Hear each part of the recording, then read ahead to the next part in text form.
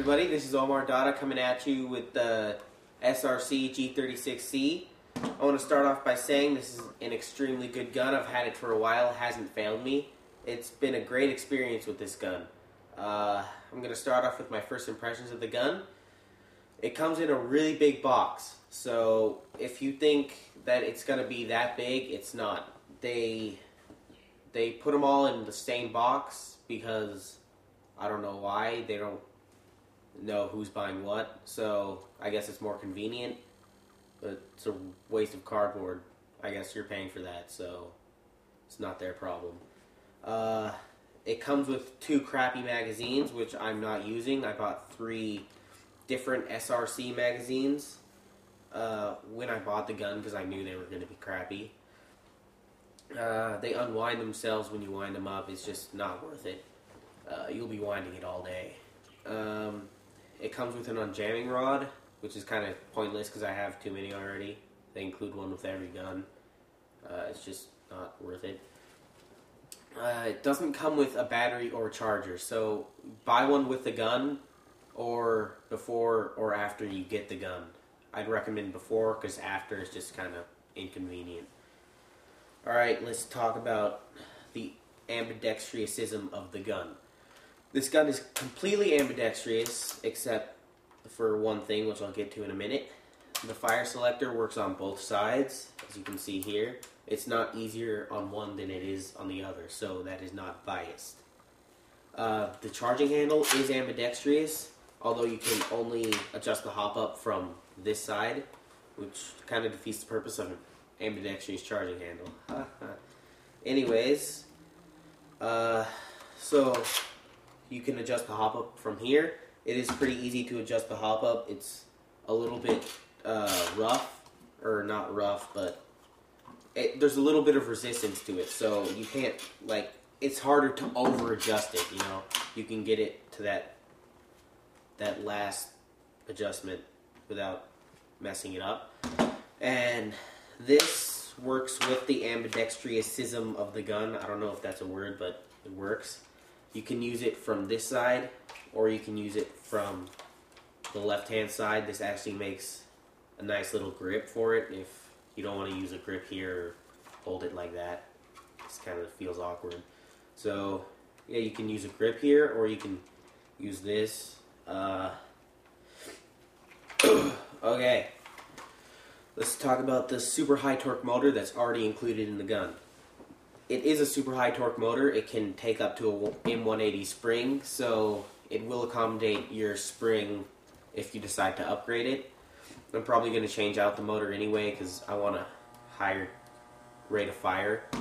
And don't get me wrong, this has a great rate of fire, 18 RPS with a 10.8 volt battery, but I'm just an RPS freak.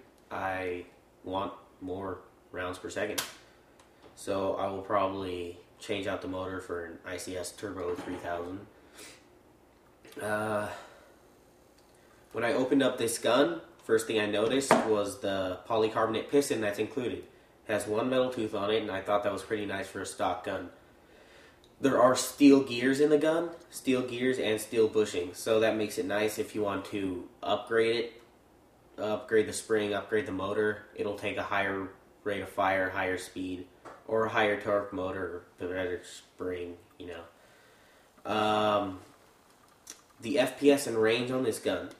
The FPS is about 360, averaged out to 360.2, so I just rounded it off.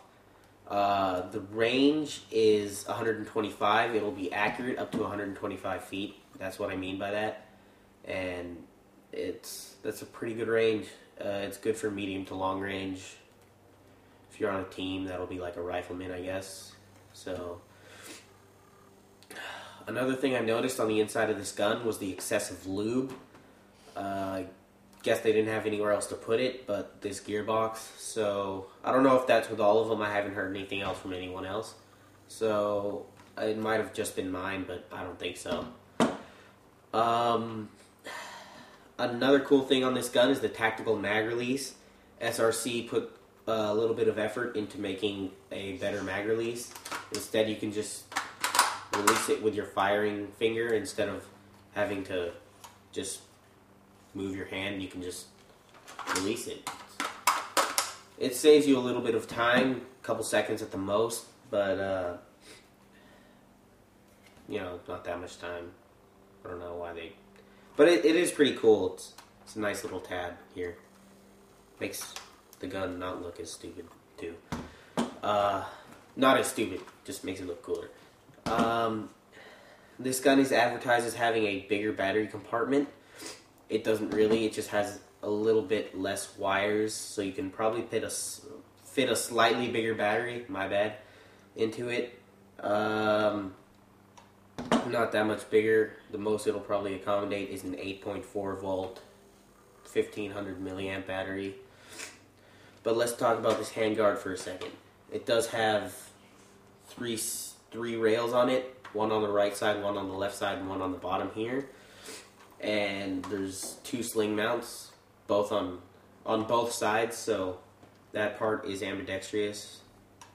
I have yet to find the other sling mount for this side, but I'm sure with a little effort I will find it. Okay, let's go through a run through of the parts for those noobs out there who don't know. Here is the flash hider. It's metal. Not much to say about it. It's pretty short. The barrel comes up to like right here, so barely covers it. This handguard, we already talked about that. The rails, not as big as advertised. Got this giant rail on top for mounting optics if you want. Got 2 iron sights here. This has a little ring around it to protect the reticle right there. This charging handle, it is ambidextrous, but it makes a little bit of a noise, but it has a good spring in it, so yeah, it makes a cool noise. But when you're pulling it back, it makes kind of a weird noise. It's kind of unattractive, but it's not that big of a problem. I don't mind it. The magwell, it's just a magwell. You can upgrade it to fit M4 mags if you wanted to. They sell parts for that on pretty much any airsoft website. Alright, tactical mag release, it's pretty cool. Saves you a bit of time. You can just drop your magazine in the heat of battle and take a new one, put it in. It's a pretty cool feature. The fire selector is pretty nice. It locks into place pretty solidly. It snaps. I think there's like no wobble on it at all. Once it's in place, it's in place.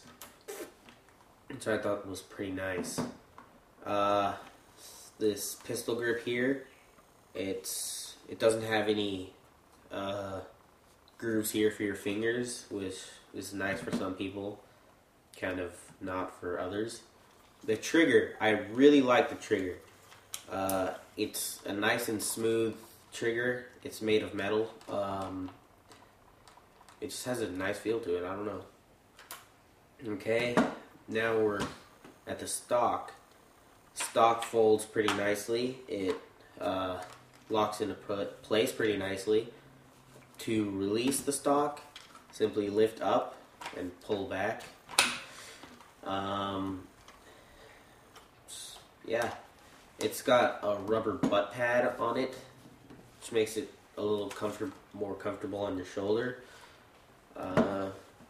It's not really rubbery though. It's kind of, it's like a block of rubber, if you will.